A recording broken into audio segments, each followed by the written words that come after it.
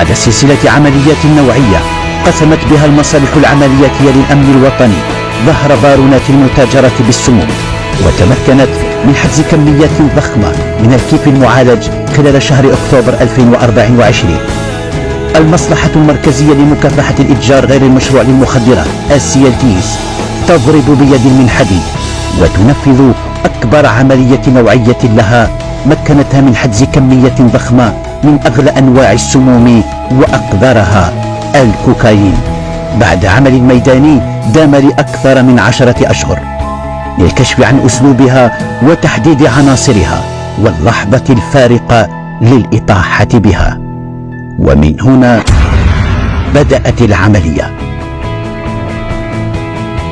بتاريخ 14 أكتوبر 2024 عناصر الCLTs ترصد عملية تحويل لشحنة من المخدرات من وسط البلاد إلى شرقها، والوجهة تلويث مدينة عنابة التي ضرب عناصر تلك الشبكة لشبابها موعدا مع الموت، وعلى أبواب بونا سقط أول عناصرها.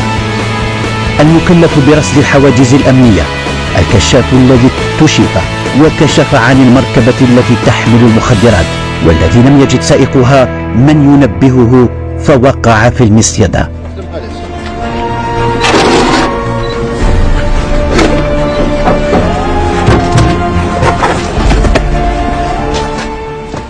وبعد تفتيش دقيق عثر تحت مقاعدها على مخابئ سرية مستحدثة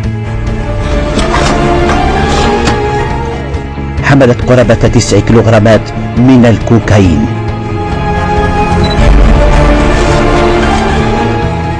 وصلت لذلك توجه عناصر الCLTs إلى وسط عنابة لتوقيف المكلفين باستلام مركبة الكوكايين. ويتعلق الأمر بأحد المسبوقين قضائيا الذي أشرك شقيقته في العملية وجعلها ترافقه للتمويل.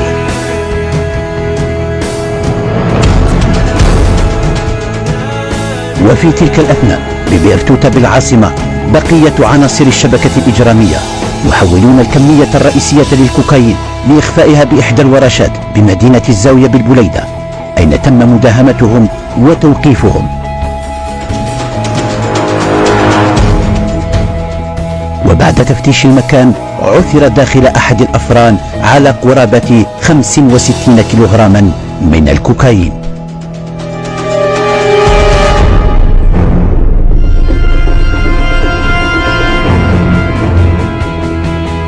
ليصل ما تم ضبطه إلى قرابة 73 كيلوغراما من الكوكايين مع توقيف العناصر السبعة للشبكة الإجرامية الذين عاثوا فسادا وباعوا ضمائرهم طمعا في ثراء فاحش.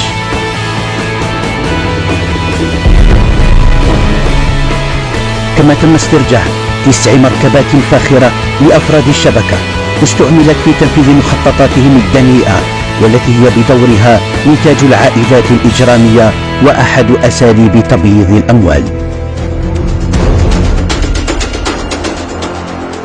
لم تنتهي القضية بعد، فالاستغلال الجيد لأقوال المشتبه فيهم ومواصلة للتحريات الميدانية المعمقة، وقبل ساعات قليلة من تحويل أفراد العصابة لتقديمهم أمام السيد وكيل الجمهورية لدى محكمة عنابة، تم تحديد تواجد كمية أخرى من الكوكايين ليس ببعيد عن الورشة الأولى. وعلى جناح السرعة تنقل عناصر الCLTs مجددا إلى الزاوية بالبليدة. ويتعلق الأمر بورشة لصناعة قطع غيار السيارات اتخذ نشاطها للتمويل.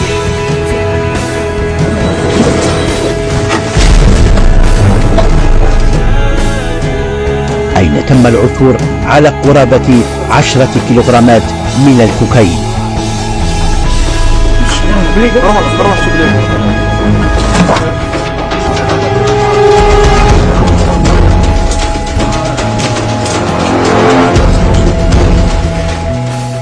غير أن هذه الكمية مختلفة تماما عن سابقاتها، فعوامل التخزين أثرت على اللون الأبيض للكوكايين الذي مال للإصفرار، الأمر الذي جعل موت الضمائر وفي عمل لا يمت للإنسانية بصلة يستحضرون مواد سامة أخرى شديدة البياض مجهولة المصدر فوق وزنها 8 كيلوغرامات بغرض مزجها مع الكوكايين ليستعيد بياضه ويضاعف الكمية فتتضاعف الأرباح على حساب أرواح كادت لتزهق وهي تضخ السموم بأجسادها.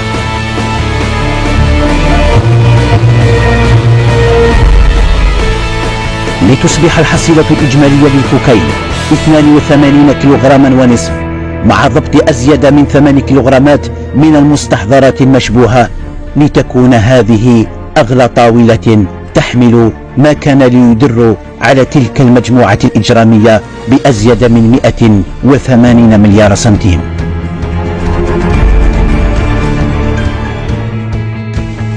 سقطت العصابة التي مثلما بيضت الكوكايين لتسمين الشباب بيضت عائداته لضرب اقتصاد الوطن وضخ المال الفاسد لتمويل نشاطات إجرامية أخرى، وتبقى المصالح العملياتية للأمن الوطني تلاحق تجار السموم دون هوادة وهم لهم بالمرصاد.